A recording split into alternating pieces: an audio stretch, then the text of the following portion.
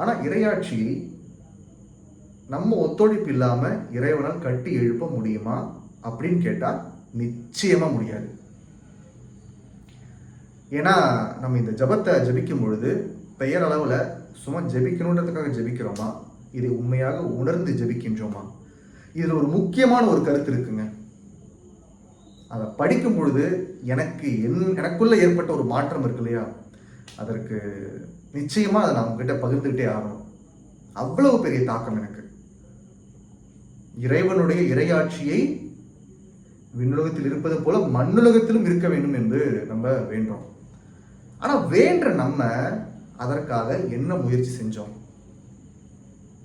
நம்ம வாழ்க்கையில எத்தனை இடங்கள்ல இயேசுவை போல் நம்ம செயல்பட்டிருக்கோம்? ஒரு பிரச்சனையை பாக்குறீங்க, அந்த ஒரு இடத்துல இயேசு இருந்திருந்தா என்ன பண்ணியிருந்திருப்பாரு?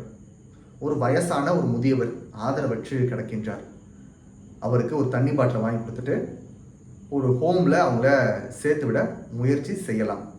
இயேசு அங்க இருந்திருந்தா அவருக்கு ஏதோ ஒரு வகையில உதவி செஞ்சிருப்பார். ஒரு நோயுற்ற ஒருத்தங்க இருக்காங்க, அவங்களுக்கு எப்படி மருத்துவமனை செல்ல வேண்டும் என்று வழி தெரியவில்லை. அவங்கள மருத்துவமனைக்கு அழைத்து செல்வது, இல்லை அதற்கான ஆம்புலன்ஸை கூப்பிட்டு விடுறது.